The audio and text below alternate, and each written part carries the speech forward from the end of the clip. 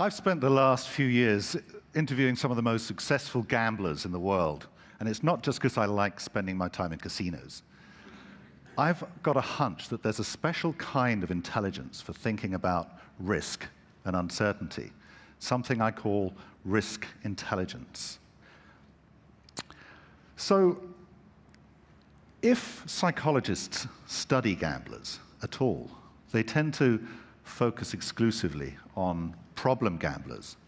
But that's like studying obesity and neglecting haute cuisine, or studying alcoholism and neglecting fine wines. Not all gamblers are fools. Some of them are experts, and I think we can all learn a lot about how to make better decisions by studying the way these expert gamblers think. The very idea of an expert gambler seems odd to some people. Surely gambling is just a matter of luck, they say. But that's not true. Sure, slot machines and roulette are games of pure chance, so there's no room for expertise there. But poker, blackjack, and all kinds of sports betting offer the opportunity to exercise skill and expertise. Expert gamblers outperform novices in these games, and their expertise can make them very rich. And it's this ability to earn money, to earn a profit from gambling, that sets the expert gamblers apart from the problem gamblers and the leisure gamblers. The problem gamblers and the leisure gamblers both lose money over the long term. The main difference is that the problem gamblers bet more than they can afford to lose, while the leisure gamblers bet and lose relatively small amounts. But it's not really the money these people are playing for in the end. It's more the thrill of winning, the adrenaline rush of the game. With the expert gamblers, things are very different. For them, it really doesn't thrill them that much to win. Think of it. If every time you pulled the arm of a slot machine, it paid out, soon it wouldn't be fun. It would be work. And for these gamblers, these expert gamblers, it is more of a cold, rational pursuit of profit that motivates them. That and a certain degree of intellectual satisfaction. So as I learned more about the world of the expert gambler, I discovered that it was comprised of three distinct tribes. First, you have the poker players, the rock stars of the gambling world, who win fame and fortune on the tournament circuit. Then you have the poker players, more private, austere, somewhat dismissive of the glitzy celebrity of the poker players. And finally, you have the sports bettors who gamble on everything from golf and horse racing to football and college basketball. And each of these tribes exhibits and requires a distinct skill set. The poker players are skilled amateur psychologists, skilled at reading people, at telling when people are bluffing, and at bluffing themselves. The blackjack players are dedicated, determined, focused systems players without much need for psychological awareness. And the sports bettors can be further subdivided into two distinct subgroups. On the one hand, there are the computerized sports bettors, and obviously what they need most of all is the ability to program. And on the other hand, you have what I call the old-fashioned intuitive sports bettors, the people who do it all in their heads. And those are the people that most interest me. And what got me interested in this group was a fascinating paper I read some time ago by two American psychologists called Stephen Ceci and Jeffrey Leica.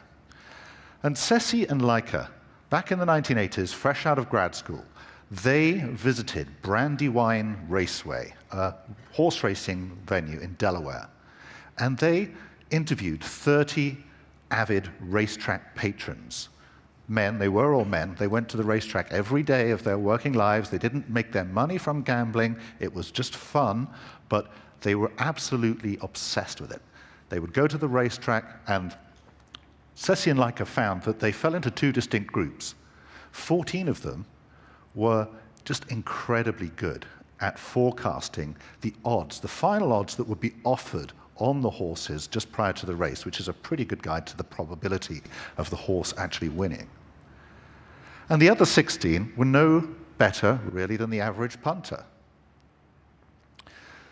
So over the course of 4 years, talking to these guys, studying them, interviewing them, Ceci and Leica figured out that the best way to model what the expert gamblers were doing when they were thinking about predicting the horse's chance of winning the race was to model it as a complex linear equation consisting of 7 variables, each of which related to the horse's performance in previous races, like its average speed, its average finishing position, and so on. But of course, these expert gamblers, they didn't know anything about linear regression. They'd never heard of statistical modeling. They were doing it all unconsciously. In their heads, they knew what information to pay attention to. They would gather the information consciously, but then when it came to mulling it around in their heads, they'd kind of just literally think about it somehow. They didn't know what they were doing, but then out of nowhere, a number would pop into their heads.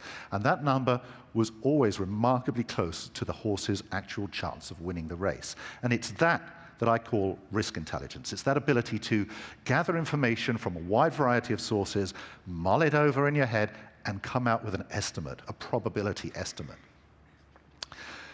Now, by now, I hope you're all wondering what your risk intelligence is like. And I've created an online test where you can find out. It's free, and anyone can take it. You just go to www.projectionpoint.com, or just Google risk intelligence. You'll get it. And the test is what it asks you to do. It consists of 50 statements, some true, some false. And your task is to say how likely it is that you think each statement is true, and to express that as a percentage. What we're doing here is we are using percentages to express our own degree of certainty or uncertainty. So if you think that the sentence is definitely false, you'll give it a 0% chance of being true. That means you're completely certain that it's false. On the other hand, if you're completely certain that the statement is true, you'll express that by giving it a 100% chance. If you have absolutely no idea, is it true or false, you express that by giving it a 50% chance. It's 50-50, you've got no idea. You might as well toss a coin. But if you've got a hunch that it's true, it's probably true, but you're not absolutely sure, you would express that by giving it a 60% chance, a 70% chance, 80 or 90, depending on how sure you are. And if you think it's probably false, but you're not entirely sure, you express that by saying it's 40, 30, 20, 10%, again, depending on how sure you are. So when you've done the test, the website figures out a number between 0 and 100, which is your risk intelligence score, your RQ, your risk intelligence quotient. And just as IQ is a measure of your general intelligence, RQ is a measure of your risk intelligence. And the interesting thing about this test, the unusual thing about it, is that you can do quite well, even if you don't know much. And that's because this test, it's not measuring your knowledge. It's measuring your self-knowledge, if you like. It's measuring your ability to know how much you know and to judge accurately your own degree of certainty or uncertainty in each situation. And that's why I think some of my brightest students often find it more challenging than some of my more average students, because the brightest ones have been rewarded all their lives for knowing stuff and praised for knowing a bunch of facts. And as a result, they've often become overconfident. And this test punishes overconfidence. It also punishes underconfidence. The point is not to be ridiculously humble either. The point is having the right amount of confidence in each situation, depending on how much you know or don't know in each situation. So how can all this help us make better decisions? Some people, even if they find the subject interesting, they say, well, look, how can this help me actually make better quality decisions? And I think the puzzle for these people arises because we're all used to knowing how to make use of categorical information. If someone says to you, it's going to rain tomorrow, there's no brainer, you take your umbrella.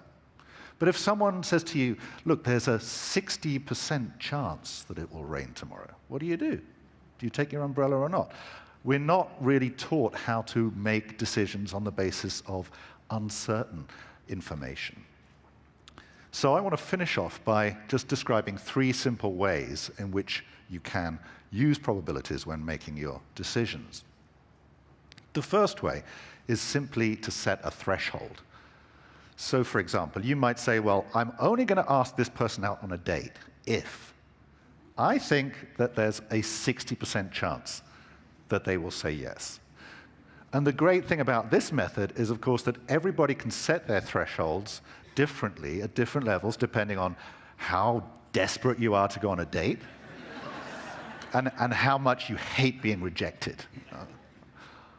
The second way to make decisions on the basis of probabilities is bet sizing. And this means betting an amount that is proportional to your confidence. So for example, you could decide to buy more or less shares in various companies, depending on how strongly you believe that each company was going to do well.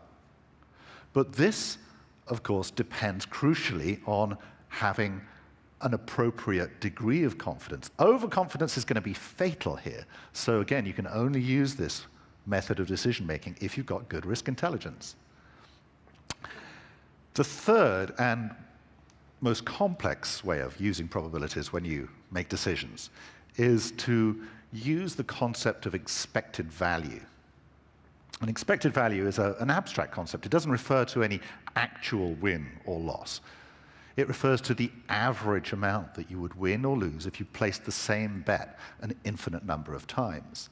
But this ethereal, abstract figure takes on an almost physical nature for the expert gamblers that I've interviewed. When they look at a roulette table or a blackjack game, the expert gamblers don't see the maximum amount that they could win or lose. They're not hypnotized by this like the rest of us. They just see the average amount that they could win or lose per bet, the expected value. That's what really is at the forefront of their mind.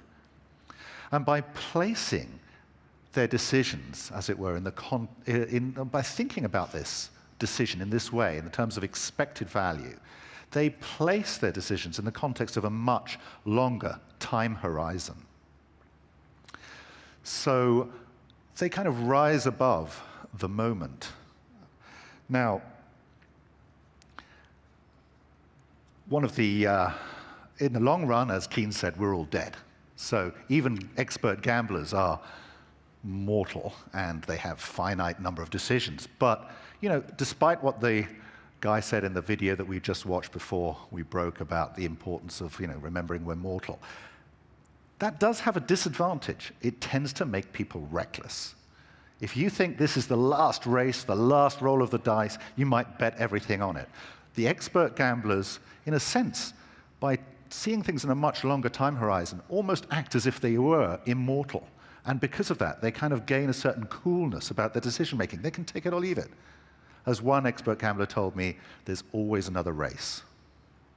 I don't have to bet my bank roll on this throw of the die or this horse race now. I can come back tomorrow.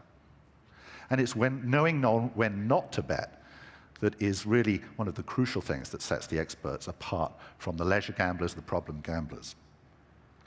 Now, of course, luck can always go against you. There's no guarantee that even if you have excellent risk intelligence and even if you use these decision-making methods, that you'll always win. But if that thought upsets you, then you haven't yet come to terms with the irreducibility of chance. As Nick Pulowski says, the character played by Clint Eastwood in The Rookie, if you want a guarantee, buy a toaster. So I want to end this lecture by urging you to make your peace with chance. Just accept that you can't control her or cajole her. Accept that she doesn't care about you, and she never will. But don't despair. As Damon Runyon once said, the race is not always to the swift, nor the battle always to the strong. But that's the way to bet. Thank you.